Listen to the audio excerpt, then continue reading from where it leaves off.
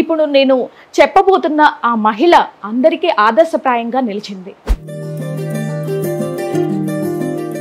చిన్నప్పుడు అందరిలా ఉన్న మీరు సడన్ గా ఇలా అవ్వడానికి కారణం ఏంటి? నెక్స్ట్ డేనే అయింది. ఒక చిన్న బల్జ్ లాగా స్పైనల్ కార్డ్ మీద వచ్చింది. ఒక 1 వీక్ వరకు కొంచెం life and death.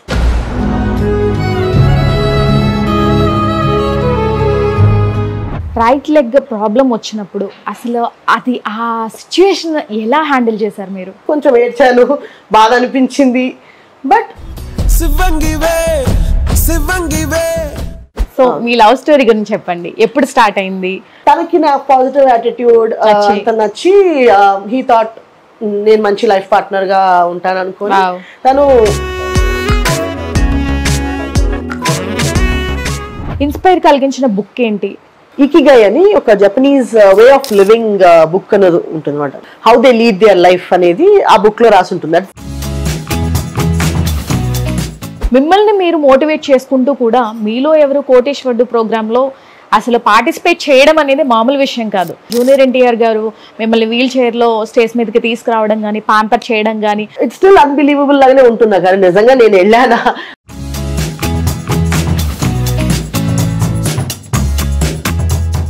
Hi viewers, welcome to our channel. నేను హిమ. ముందుగా క్యూబ్ టీవీ వ్యూవర్స్ అందరికీ హ్యాపీ ఉమెన్స్ డే. ఈరోజు మీకు నేను ఒక ఇంపార్టెంట్ గెస్ట్ని, ఒక స్పెషల్ గెస్ట్ని, ఆదర్శంగా ఉన్న ఒక మహిళ గురించి చెప్పబోతున్నాను అండ్ చూపించబోతున్నాను కూడా. సో నార్మల్గా ఎవరికైనా ప్రాబ్లం వస్తే ఫస్ట్గా మనం అనుకునేది అది చిన్న ప్రాబ్లం అయినా పెద్ద ప్రాబ్లం అయినా సూసైడ్ వెళ్ళిపోతారు. అండ్ అమ్మ తిట్టింది అండ్ మార్క్స్లో ర్యాంక్ రాలేదని రకరకాలుగా చేసుకుంటూ ఉంటారు. ఒక ప్రాబ్లం వచ్చిందని చెప్పి దేవుడు ఇచ్చిన ఒక చిన్న జీవితాన్ని మధ్యలోనే చెరిపివేయాలని, కాల రాజేసుకోవాలని చాలామంది ప్రయత్నిస్తూ ఉంటారు. బట్ ఇప్పుడు నేను చెప్పబోతున్న ఆ మహిళ అందరికీ ఆదర్శప్రాయంగా నిలిచింది. మరి ఆవిడెవరో కాదు, శ్వేతా లక్కరాజ్ గారు. చిరునవ్వుని కూడా కన్నీళ్ల చాటున దాచుకుని జీవితాన్ని ఒక పోరాటంగా, ఒక యుద్ధాన్ని చేస్తూ ఆవిడ ఎలా సర్వే అవ్వగలిగారు అనేది ఈరోజు తెలుసుకుందాం ఈ వీడియోలో. సో లాస్ట్ వరకు స్కిప్ చేయకుండా చూడండి. నమస్తే మేడం. నమస్కారం. ఎలా ఉన్నారు? ఐఎమ్ ఫైన్ అండి. Thank you. ముందుగా మీకు happy women's day. Thank you. Happy women's day. Thank you so much. Normally ఇప్పుడు చిన్నప్పుడు అందరిలా ఉన్న మీరు సడన్ గా ఇలా అవ్వడానికి కారణం ఏంటి? అంటే నేను పుట్టినప్పుడే నాకు స్పైన్ లో ఒక చిన్న సర్జరీ అయిందండి. మేజర్ సర్జరీ అనే చెప్పొచ్చు. పుట్టిన నెక్స్ట్ డేనే అయింది. ఒక చిన్న బల్జ్ లాగా స్పైనల్ కార్డ్ మీద వచ్చింది. సో దాన్ని మెనింజోసల్ అంటారు టెక్నికల్ టర్మ్స్ లో. అది ఆ సర్జరీ చేశారు. సో ఆ సర్జరీ చేసిన తర్వాత కొంచెం డాక్టర్ ఏం చెప్పారంటే ఒక 1 వీక్ వరకు కొంచెం లైఫ్ అండ్ డెత్ క్వశ్చన్ గానే ఉండింది. 1 వీక్ తర్వాత సర్వైవ్ అయిన తర్వాత కూడా డాక్టర్స్ చెప్పింది ఏంటంటే నేను ఐ కెన్ రీడ్, నేను చదవగలుగుతాను, రాయగలుగుతాను, మాట్లాడగలుగుతాను, చూడగలుగుతాను, బట్ నేను బ్యాలెన్స్ చేసి నుంచోగలుగుతానని కానీ నడుస్తానని కానీ గ్యారంటీ ఇవ్వలేదు మా పేరెంట్స్కి. సో అది నేను పుట్టినప్పుడు జరిగిన సిచ్యువేషన్. బట్ మా పేరెంట్స్ ఏంటంటే ఫిజియోథెరపీ, నేను పుట్టి పెరిగిందంతా చెన్నైలో. సో చిన్నప్పటి నుంచి ప్రాపర్ ఆంధ్ర. బట్ మా ఫాదర్ ఉద్యోగరీత్యా చెన్నై వెళ్ళిపోయినారు ఎర్లీ 20s లోనే. సో ఆ తర్వాత మా మదర్ కూడా చెన్నై పెళ్ళైన తర్వాత చెన్నై షిఫ్ట్ అయింది. సో నేను అక్కడే పుట్టాను. సో చిన్నప్పటి నుంచి వాళ్ళు బీచ్ కి తీసుకెళ్లి శాండ్ బాత్ అంటే శాండ్ మధ్యలో నుంచోబెట్టి అంటే మొత్తం స్పైన్ అంతా స్ట్రాంగ్ అవటం కోసం ఫిజియోథెరపీ, శాండ్ బాత్ అవన్నీ చేయించి, సో అట్లా మమ్మీ తన వెనకాలే నన్ను తిప్పుకుంటూ ఎక్సర్సైజెస్ అని చేయిస్తూ. అంటే ఏ ఏజ్ లో మీకు స్పైనల్ సర్జరీ అయింది? నేను పుట్టగానే అయిందండి. పుట్టగానే వెరీ నెక్స్ట్ డే అయింది. సో నాకు కొంచెం నడక అంతా లేట్ గానే వచ్చింది. మామూలుగా 1 year లో వచ్చేస్తుంది బేబీస్ కి. నాకు కొంచెం టైం పట్టింది, 2-3 years పట్టింది. బట్ అలానే ఆ 2-3 years తర్వాత వెంటనే నడక వచ్చిరాగా నేను డాన్స్ నేర్చుకోవాలని అడిగాను మా మదర్ని. సో అప్పుడు తను ప్రాక్టీసింగ్ లాయర్ అనమాట చెన్నైలో, హైకోర్టులో. సో తను డాన్స్ లో జాయిన్ చేసింది. అట్లా నేను 3.5 years నుంచి నేను డాన్స్ నేర్చుకోవడం స్టార్ట్ చేశాను. నడక వచ్చిన తర్వాత రైట్ ఫుట్ ని సడన్ గా ఇట్లా పక్కకి వేసిన క్లబ్ ఫుట్ లాగా పక్కకి వేసి నడవటం స్టార్ట్ చేశాను. అది ఒక మేబీ దట్ ఇస్ దాని వల్ల వచ్చిన కాన్సిక్వెన్స్, ఆ సర్జరీ వల్ల వచ్చిన కాన్సిక్వెన్స్ అయి ఉండొచ్చు. సో అలా అయింది. బట్ దానికి మాకు చాలా ఇయర్స్ వరకు క్యూర్ దొరకలేదు. నేను అట్లానే డాన్స్ నేర్చుకున్నాను, అలానే పర్ఫార్మెన్సెస్ కూడా ఇచ్చాను. తర్వాత ఒక ఫ్యూ ఇయర్స్ తర్వాత ఒక ట్రీట్మెంట్, రష్యన్ ట్రీట్మెంట్ అనేదో ఇంట్రడ్యూస్ అయింది చెన్నైలో.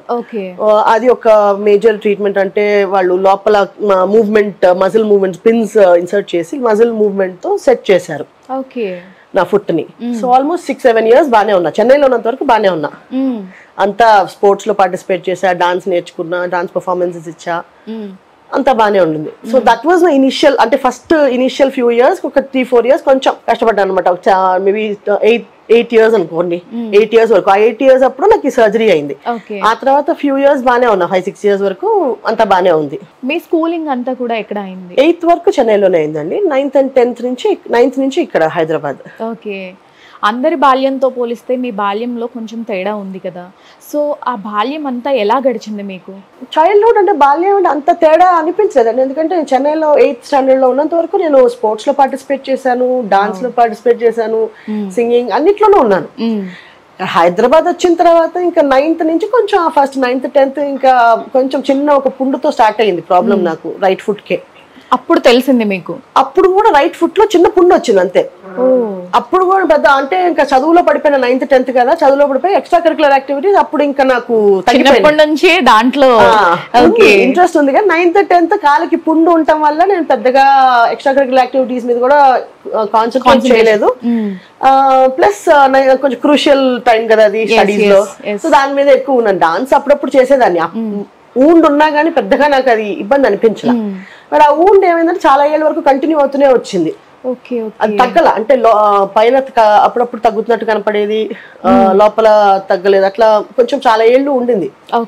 బట్ అయినా కూడా నేను బానే స్కూలింగ్, కాలేజ్ అంతా బానే, ఫ్రెండ్స్ బయటికి వెళ్ళటం, డాన్స్ అంతా కూడా చేస్తూనే ఉన్నా.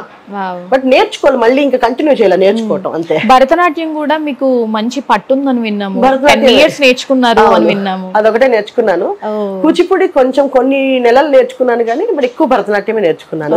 చాలా షోస్ కూడా ఇచ్చారు కదా చెన్నైలో చిన్నప్పుడు, చైల్డ్హుడ్ లో చాలా.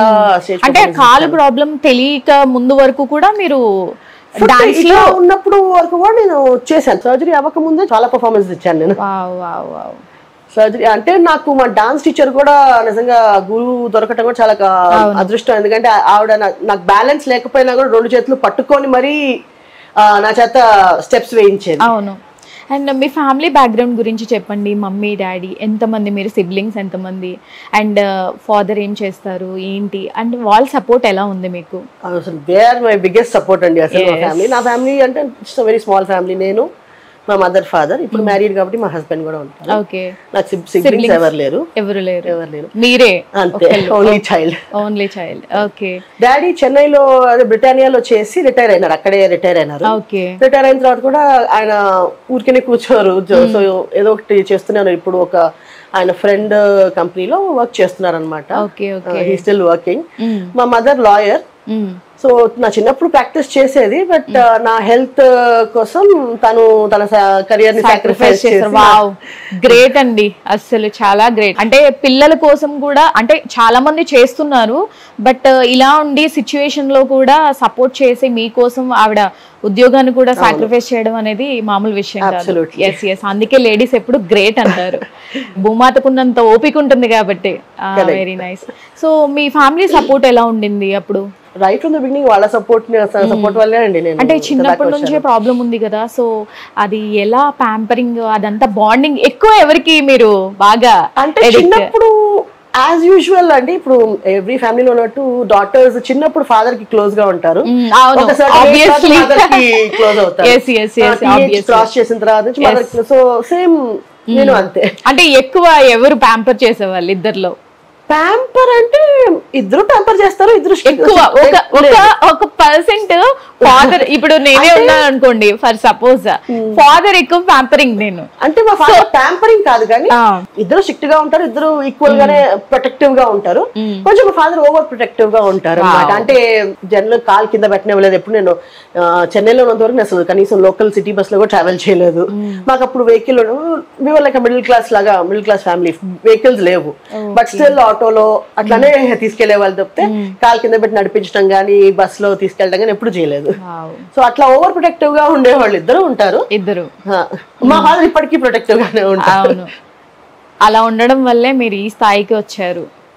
మదర్ కొంచెం ఇప్పుడు అంటే నేను ఇప్పుడు పెళ్లి అయిపోయింది, ప్లస్ ఏజ్ కూడా అయింది. సో తనకి ఏంటంటే కొంచెం తను చూసుకుంటుంది, హ్యాండిల్ చేస్తుంది, ఇండిపెండెంట్ గా ఉండగలదు అనే కాన్ఫిడెన్స్ వచ్చింది. కానీ మా ఫాదర్ ఏంటంటే ఇంకా కొంచెం ప్రొటెక్టివ్ గానే ఉంటారనమాట. మీ మైండ్ సెట్ అంతా కూడా చాలా పాజిటివ్ అని విన్నాం. And positive mind set, and మీరు చాలా యాక్టివ్నెస్ ఉంటుంది ఫుల్, అంటే ఫేస్ లో కనిపించదు.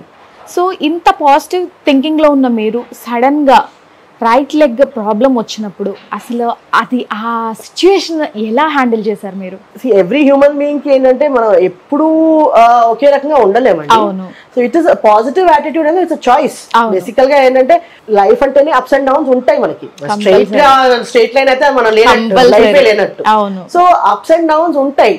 సో మన డౌన్ కి వెళ్ళినప్పుడు, లోయెస్ట్ లోకి వెళ్ళినప్పుడు మనం బ్రేక్ డౌన్ అవటంలో తప్పులేదు, ఏడవటంలోనూ తప్పులేదు, ఫ్రస్ట్రేట్ అవటంలో తప్పులేదు. బట్ మనం ఎంత తొందరగా మళ్ళీ బౌన్స్ బ్యాక్ అవుతాం అనేది ఇంపార్టెంట్. సో నాకు కూడా అప్పుడు నాకు తెలిసినప్పుడు, యాంప్యూట్ చేస్తారని తెలిసినప్పుడు నేను బ్రేక్ డౌన్ అయినా, నేను కొంచెం ఏడ్చాను, బాధ అనిపించింది. బట్ నేను క్విక్ గా బౌన్స్ బ్యాక్ అయినానంటే పేరెంట్స్ ఆ టైంలో పేరెంట్స్ సిచ్యువేషన్ ఎలా ఉండింది? మా ఫాదర్ ధైర్యంగానే ఉన్నారు. మా మదర్ నాతో పాటు కొంచెం, నేను కొంచెం భయపడ్డాను, తను కూడా కొంచెం బ్రేక్ డౌన్ అయింది. సో తను బ్రేక్ డౌన్ అయింది చూసి నేను పికప్ చేసుకున్నాను, నేను బౌన్స్ బ్యాక్ అయినాను. వద్దు అట్లా ఉండకూడదు, ప్లస్ అవటం వల్ల ఉపయోగం ఏంటి అనిపించింది. ఇప్పుడు డాక్టర్ చెప్పేశారు సేవ్ చేయలేము మీ ఫుట్ ని, యాంప్యూట్ చేయాలి అని. చేయాలి నెక్స్ట్ ఏంటి? అట్లా కూర్చోవటం వల్ల అదే సిచ్యువేషన్ లో కూర్చోవటం వల్ల వచ్చే ఉపయోగం ఏంటి? చేసేస్తే అయిపోతే నెక్స్ట్ నేను మళ్ళీ ఆఫీస్కి వెళ్ళిపోవచ్చు, మళ్ళీ నేను వర్క్ చేయొచ్చు, నా లైఫ్ నేను రెజ్యూమ్ చేయొచ్చు. సో అది ఆలోచించి నేను వెంటనే కొంచెం ఫస్ట్ కొంచెం బాధపడినా, కొంచెం ఏడ్చిన తర్వాత మళ్ళీ బౌన్స్ బ్యాక్ అయిపోయినాను. ఆ రోజు నుంచి మళ్ళీ ఎప్పుడు దీని గురించి నేను బాధపడలా. ఓకే, ఈ రైట్ లెగ్ ప్రాబ్లం అనేది ఏ ఇయర్ లో మీకు? అదే చెప్పాను కదా, రైట్ ఫ్రమ్ 3 years అప్పుడు ఫుట్ రైట్ సైడ్ పడిపోయింది అని చెప్పాను కదా. So major surgeries right leg కి అయినాయి. ఓకే, చాలా మల్టిపుల్ సర్జరీస్ అయినాయి. అవును, మల్టిపుల్ సర్జరీస్ అయినాయి. ప్లస్ ఆ పుండు కూడా వచ్చింది రైట్ ఫుట్ కి. ఆ పుండే చాలా ఇయర్స్ ఉండింది. ఉండి తర్వాత లోపల బోన్స్ ని డామేజ్ చేసేసి అట్లా సిచ్యువేషన్ వచ్చింది అనమాట. యాక్చువల్గా నా ప్రాబ్లమే రైట్ లెగ్. చివరికి యాంపిటేషన్ చేయాల్సి వచ్చింది. సో యాంపిటేషన్ వరకు వెళ్తే ఆ బాధ అనేది, అసలు ఒక బాడీలో ఒక అవయవం తీసేస్తారు అని తెలిసినప్పుడు అసలు ఎలా మేడం, ఎలా ఓవర్కమ్ చేశారు మీరు? అదే చెప్పాను కదా, కొంచెం బాధ ఉండింది. కొంచెం అంటే కాసేపు ఏడ్చాను, ఎట్లా కూడా సేవ్ చేయండి అని అడిగాను. దట్ వాజ్ ఆల్ ఫర్ కొంచెం సేపే అంతే. ఆ తర్వాత నెక్స్ట్ ఏంటి అని ఆలోచించి ఇంకా నేను రికవర్ అయిపోయినా. అంటే నాకు మేలో సర్జరీ అయింది, ఆగస్ట్ కల్లా మళ్ళీ ఆఫీస్కి వెళ్ళిపోయినా. ఓకే, అండ్ మీరు ఎంతవరకు చదువుకున్నారు? నేను MBA ఫైనాన్స్ చేశారు. అంటే 2007 లో మీరు జాబ్ స్టార్ట్ చేశారు వెళ్ళడం అనేది. సో అక్కడ కొలీగ్స్ తో గానీ ఎలా అనిపించేది మీకు? ఎలా ఉండేది? ఆసమ్ సపోర్ట్ అండి కొలీగ్స్. ఎవ్రీ కంపెనీ, నేను వర్క్ చేసిన ప్రతి కంపెనీలోనూ కొలీగ్స్ దగ్గర నుంచి, మా మేనేజర్స్ దగ్గర నుంచి, అందరి దగ్గర నుంచి చాలా సపోర్ట్. అసలు నాకు ఈ యాంపిటేషన్ సర్జరీ 2 years తర్వాత అయింది. జాయిన్ అయిన 2 years తర్వాత అయింది అనమాట నా ఫస్ట్ కంపెనీ. అవును, మొత్తం ఆఫీస్ వచ్చి నన్ను చూసి వెళ్ళింది. ఓకే, డాక్టర్ రెడ్డిస్ లో కూడా చేశారని విన్నా. అదే అక్కడే. ఓకే, సో చాలా సపోర్ట్ ఉండేది. చాలా అసలు ఒక్కొక్క స్టెప్ లో వాళ్ళు చాలా సపోర్ట్ చేశారు, చాలా ఫ్రెండ్లీగా ఉంటారు. నేను ఎక్కడైతే ఫేస్ చేయలేదండి, అంటే తక్కువ చేసి మాట్లాడటం కానీ, నువ్వేం చేయలేవని అట్లా. నేను కలీగ్స్ లో, ఫ్రెండ్స్ లో కానీ ఎవరు అట్లా ట్రీట్ చేయలేదు. ఫ్యామిలీ సపోర్ట్ ఉంది, ఫ్రెండ్స్ సపోర్ట్ ఉంది, అండ్ సొసైటీకి వచ్చేసే వరకు నార్మల్గా చిన్న విషయానికి నార్మల్గా పొడిచి ఇది చేస్తారు. మనము ఇప్పుడున్న కలికాలం అలాంటిది. సో అలాంటి టైంలో మీరున్న సిచ్యువేషన్ లో సొసైటీలో ఎలాంటి స్ట్రగుల్స్ ఫేస్ చేశారు అండ్ ఎలా గడిచింది మీకు? చెప్పాను కదండి, ఓవర్ ప్రొటెక్టివ్ ఫ్యామిలీ. సో పెద్దగా సొసైటీలోకి నేను ఒక్కదాన్నే వెళ్ళిపోయి ఏదో రెవల్యూషన్ చేయాల నేను. అట్లాంటి సిచ్యువేషన్ రాలా నాకు. ఎక్కడికి వెళ్ళినా సపోర్టివ్ గానే ఉన్నారు ఇప్పటికి కూడా. ఈవెన్ టెల్ నేను ఇప్పుడు ఒక మాల్ కి వెళ్ళినా, ఎక్కడికి వెళ్ళినా కూడా సపోర్టివ్ గా అదే నేను ఫేస్ అంటే నాకు సిచ్యువేషన్స్ వచ్చిన సిచ్యువేషన్స్ లో ఎవరైనా సపోర్టివ్ గానే నాకు సపోర్ట్ చేశారు, కానీ నా చుట్టూ ఉన్న వాళ్ళు ఎవరు పాయింట్అవుట్ చేయటం కానీ క్రిటిసైజ్ చేయటం కానీ తక్కువగా చూడటం కానీ నాకు ఎప్పుడు జరగల. ఓకే. అండ్ జాబ్స్ విషయంలో కూడా మీరు అన్నిట్లో ప్రావీణ్యం ఉంది అని విన్నాము. అండ్ కంటెంట్ రైటర్ గా, ఒక ట్యూటర్ గా, అండ్ ఫినాన్స్ లో గానీ. సో ఆ వర్కింగ్ ఎక్స్పీరియన్స్ అండ్ ఇప్పుడు ప్రజెంట్ ఏం చేస్తున్నారు, ప్రీవియస్ ఏం చేశారు, దాని గురించి చెప్పండి. సో మేజర్ గా అయితే నా ఫైనాన్స్ ప్రొఫెషనల్ అండి. నేను ఫైనాన్స్ అనే ఫస్ట్ జాబ్ డాక్టర్ రెడ్డిస్ నుంచి స్టార్ట్ అయింది. అవును. అక్కడి నుంచి నేను ఫైనాన్స్ టోటల్ గా అంటే కంప్లీట్ ఫుల్ టైమ్ ఫైనాన్స్ ప్రొఫెషనలే. బట్ నాకు ఏంటంటే చిన్నప్పటి నుంచి కమ్యూనికేషన్ స్కిల్స్ బాగా డెవలప్ చేసుకోవటం వల్ల ఏంటంటే రైటింగ్ మీద బాగా ఇంట్రెస్ట్ ఉంది. సో కమ్యూనికేషన్ అంటే ఏ కంపెనీకి వెళ్ళినా నా కమ్యూనికేషన్ స్కిల్స్ ఎక్కువ నోటీస్ అవుతాయి వాళ్ళకి. అవును. So return communication, oral communication అన్ని బాగా అందరూ కొంచెం అప్రిషియేట్ చేస్తారు. సో దాంతో ఏంటంటే నేను జాబ్ అదే ఎవరిముల కోటేశ్వరుడు పార్టిసిపేట్ చేసినప్పుడు తర్వాత జాబ్ వదిలేశాను నేను ఆ టైంలో. క్విట్ చేశాను అనమాట. సో ఆ తర్వాత ఎత్తుక్కుంటున్నా జాబ్, ఏం చేయాలి జాబ్ ఎత్తుక్కుంటున్నాను. సరే వెతుక్కుంటున్నప్పుడు ఇంకా చాలా టైం పడుతుంది నాకు రావడానికి. సడన్ గా one fine day my house help, actual గా ఒక హౌస్ హెల్ప్ నుంచి ఒక చిన్న సజెషన్ వచ్చింది నాకు. మీరు ట్యూషన్స్ ఎందుకు చెప్పకూడదు మేడం అని చెప్పి.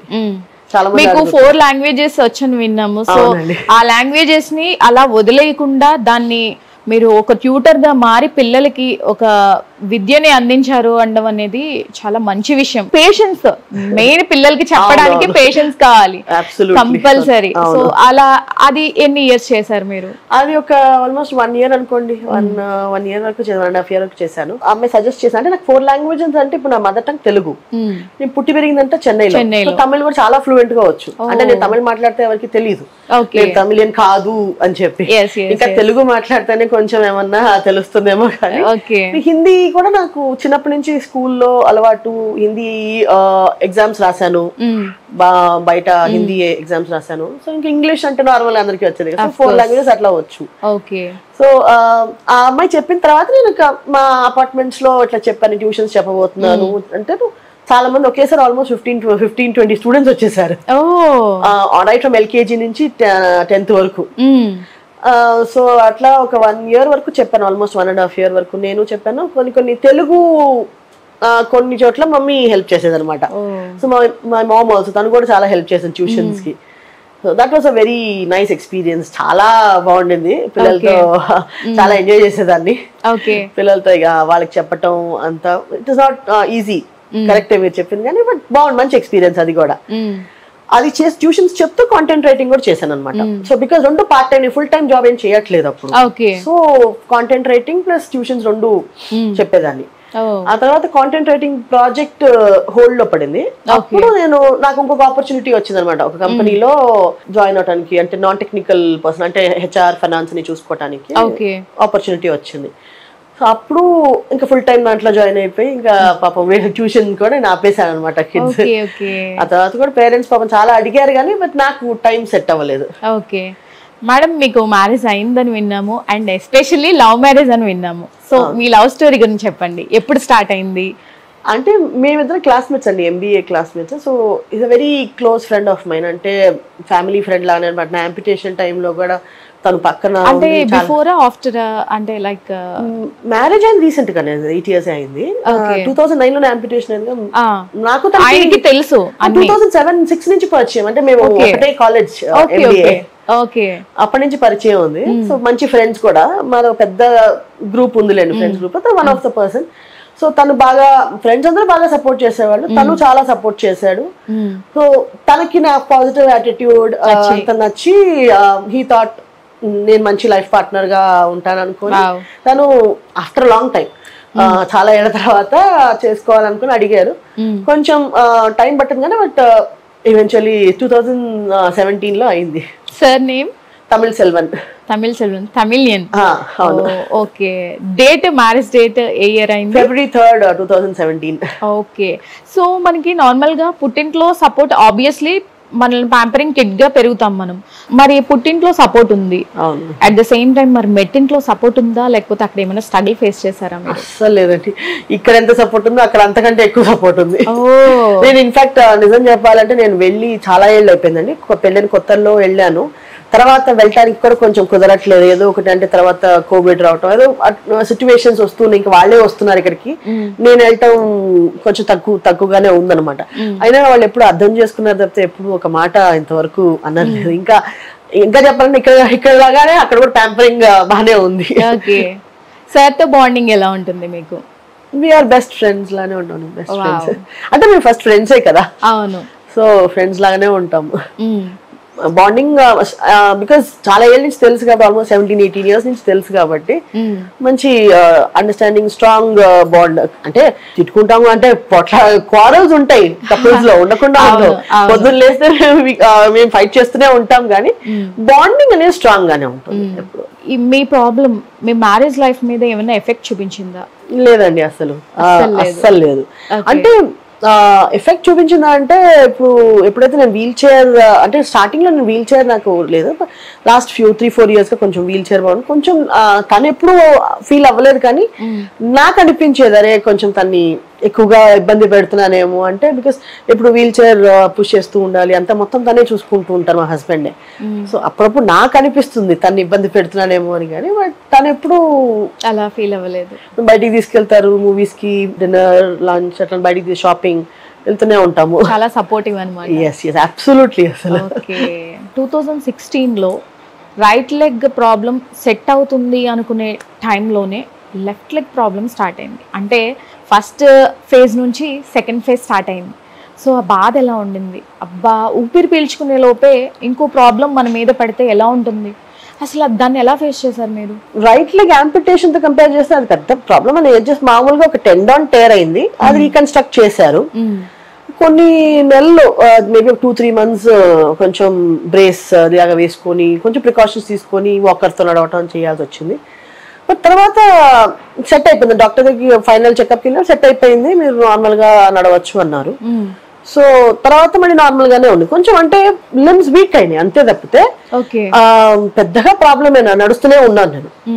నడవటం అంతా బాగానే ఉండింది, కొంచెం అప్పుడప్పుడు సపోర్ట్ తీసుకొని నడుస్తానేమో. కానీ ఆయన డాక్టర్ ఏం చెప్పారంటే సజెస్ట్ చేసింది స్టెప్స్ ఎక్కి దిగద్దు, లాంగ్ డిస్టెన్సెస్ మరీ ఎక్కువగా నడవద్దు, కొంచెం వీక్ గా ఉంది కాబట్టి అప్పుడప్పుడు వీల్ చైర్ యూజ్ చేసేదాన్ని లాంగ్ డిస్టెన్సెస్ కి, బట్ మాక్సిమం నడిచేదాన్ని. అండ్ స్టెప్స్ ఎక్కి దిగద్దు అని కూడా చెప్పారనమాట. సో అందుకని ఎక్కువ స్టెప్స్ ఎక్కి దిగటం అంతా కూడా చేసేదాన్ని కాదు. సో అట్లా తప్పితే పెద్ద స్ట్రగుల్ లాగా ఏం అనిపించలేదు. ప్లస్ 2009 నార్మల్లీ మీరు నడిచేవాళ్ళు, 2009 సర్జరీ అయిన తర్వాత నుంచి నార్మల్ గా నడిచేదాన్ని. ఇన్ఫాక్ట్ రోడ్ మీద కూడా నడిచేదాన్ని బానే. యాంపిటేషన్ సర్జరీ అయిన తర్వాత నుంచి కూడా నార్మల్ గా నడిచాను.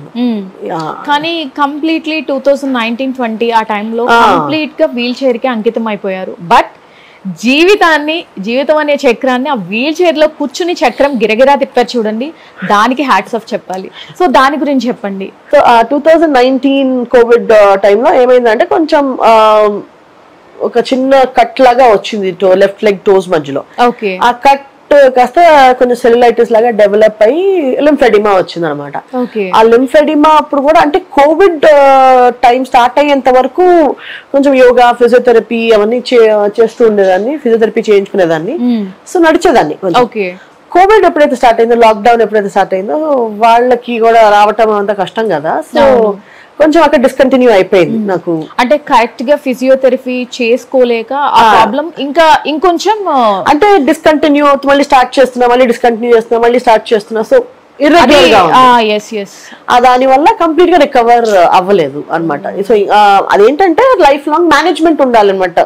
లింఫెడిమా ప్రాబ్లం ఏంటంటే లైఫ్ లాంగ్ మేనేజ్మెంట్ ఉంటే దానికి ఏంటంటే సెట్ అవుతుంది.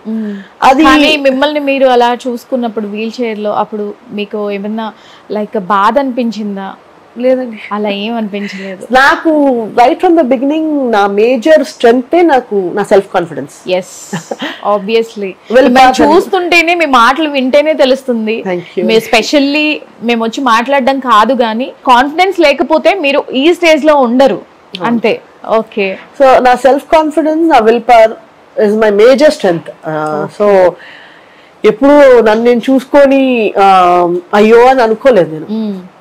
ఇన్ఫాక్ట్ నాకేంటంటే నేను బుక్స్ కూడా చదువుతాను కదా, so law of attraction, law of manifestation, self love, ఇవన్నీ నాకు చాలా ఇంట్రెస్ట్ ఎక్కువ అనమాట. ఎస్, మీకు బుక్స్ కూడా చాలా ఇష్టం అని విన్నాము, and books me best friends అని కూడా విన్నాం. సో మీకు బాగా ఇన్స్పైర్ కలిగించిన బుక్ ఏంటి?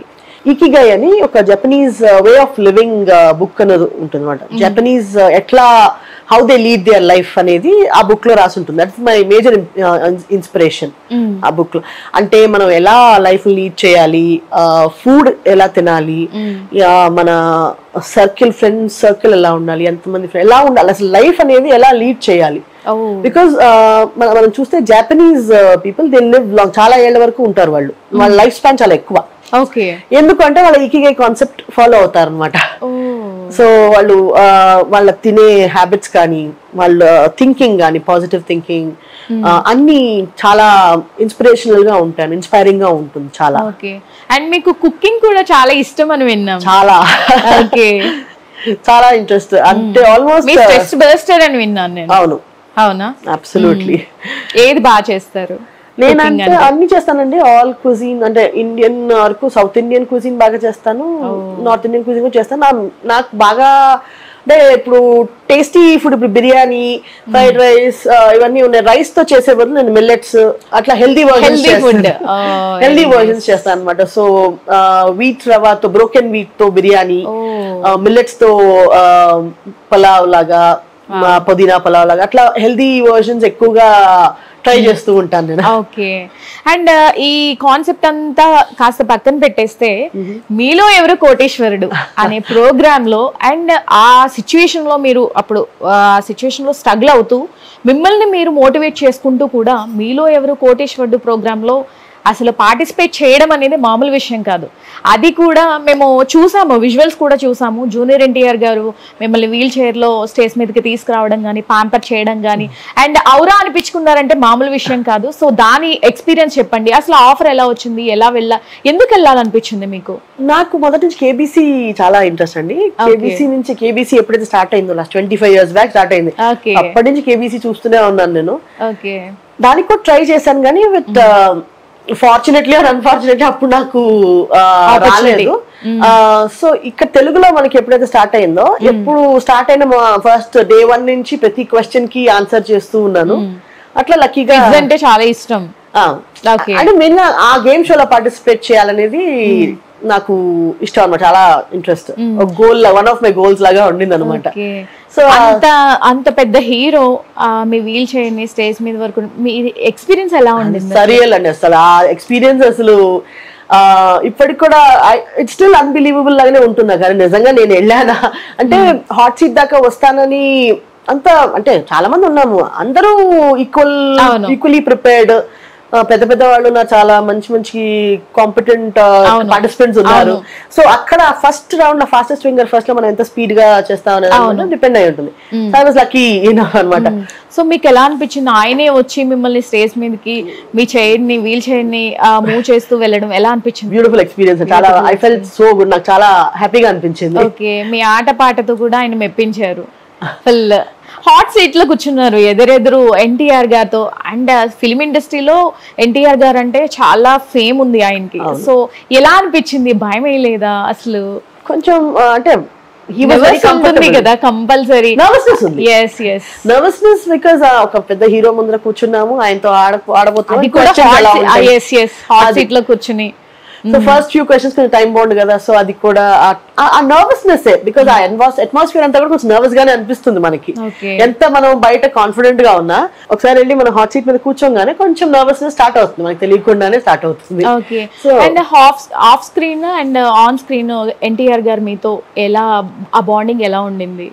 బాగా చాలా బాగా ఇంటరాక్ట్ అన్నారు. ఇన్ఫాక్ట్ అదే వీల్ చైర్ కూడా నేను వస్తుంటే పాప ఆయనే వచ్చి తీసుకువెళ్ళటం, కూర్చోబెట్టడం, కంఫర్టబుల్ గా ఉన్నానా లేదని చూడటం. ఇట్ వాస్ నైస్ ఇంటరాక్ట్, చాలా బాగుండేది. ఎంత గెలుచుకున్నారు? నేను యాక్చువల్గా 3,20,000 క్వశ్చన్ దగ్గర స్టాప్ అయిపోయింది. సో 10,000 వచ్చింది అనమాట. అవునా? ఓకే, వండర్ఫుల్ అండి. బ్యూటిఫుల్ ఎక్స్పీరియన్స్ జూనియర్ ఎన్టీఆర్ గారితో. అబ్సల్యూట్లీ. అండ్ ఫొటోస్ అవి ఇచ్చారా, దిగారా మీరు? అంటే కోవిడ్ టైం కదండి, సో ఆయనతో కలిసి మరీ దగ్గరగా ఫోటో కుదరలేదు కానీ బట్ ఆ ఈవెంట్ టైంలో తీసిన ఫొటోస్ పంపించారు, కొన్ని ఉన్నాయి. ఓకే, తర్వాత కాంటాక్ట్ అవ్వడం కానీ అలా ఏం లేదా? లేదు ఇంకా. Okay okay. అంటే కొంచెం కోవిడ్ ప్రోటోకాల్స్ బాగా ఫాలో అయినారు ఆ టైంలో. అవును, ఆఫ్ కోర్స్. అందుకని కొంచెం అన్ని రెస్ట్రిక్షన్స్ ఉన్నాయి బాగా. మీలాంటి సిచ్యువేషన్ లో వేరే వాళ్ళు ఉంటే వాళ్ళకి మీరు ఇచ్చే సలహా ఏంటి? అంటే చాలా మంది ఏదైనా ప్రాబ్లం వచ్చిందంటే వాళ్ళని వాళ్ళు హార్మ్ చేసుకుంటారు. అబ్బా నాకే వచ్చింది ప్రాబ్లం, నాకే వచ్చింది. బట్ లోకంలో జరిగే దాంతో పోలిస్తే నాకు వచ్చింది చాలా చిన్న ప్రాబ్లం అని ఎవరు తెలుసుకోలేకపోతున్నారు. సో అలాంటి వాళ్ళకి మీరు ఇచ్చే సజెషన్ ఏంటి? సజెషన్ ఏంటి? లైఫ్ ఇస్ ప్రెషియస్ అని మీరు స్టార్టింగ్ ఇంట్రొడక్షన్ లో చెప్పారు. దేవుడు ఇచ్చిన చిన్న జీవితాన్ని, సో దేవుడు ఇచ్చిన దేవుడే తీసుకెళ్ళాలి, మనం తీసుకోకూడదు. So life is very precious. ఇప్పుడు నాకు ఒకటే పార్టే పోయింది. నేను చాలా మందిని చూశాను, వాళ్ళకి చేతులు లేవు, కాళ్ళు లేవు, పెయింటర్ అట్లా నోటితో కూడా పెయింట్ చేసిన వాళ్ళు ఉన్నారు. చాలా సాధించిన వాళ్ళు. ఇంకా చాలా సాధించాలని అసలు వాళ్ళ ముందు నేను నథింగ్ అసలు.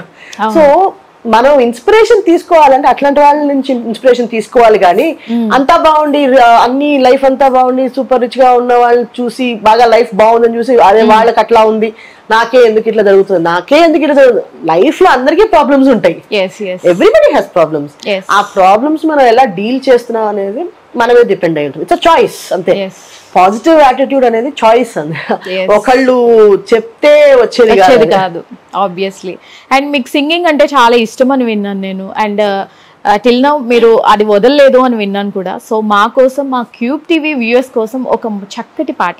నీ కాటుక కనులు విప్పారకపోతే ఈ భూమికి తెలవారదుగా, నీ గాజుల చెయ్యి కదలాడకపోతే ఏ మనుగడ కొనసాగదుగా, ప్రతి వరుసలోని ప్రేమగా అల్లుకున్న బంధమా, అంతులేని నీ శ్రమ అంచనాల కందున, ఆలయాలు కోరని ఆదిశక్తి రూపమా, నీవు లేని జగతిలో దీపమే వెలుగునా, నీ తగులాలనలో ప్రియమగు పాలనలో ప్రతి ఒక్క మగవాడు పసివాడేగా, ఎందరి పెదవులలో ఏ చిరునవ్వున్నా ఆ సిరి మెరుపులకు మూలం నువ్వేగా, మగువా మగువా లోకానికి తెలుసా నీ విలువా,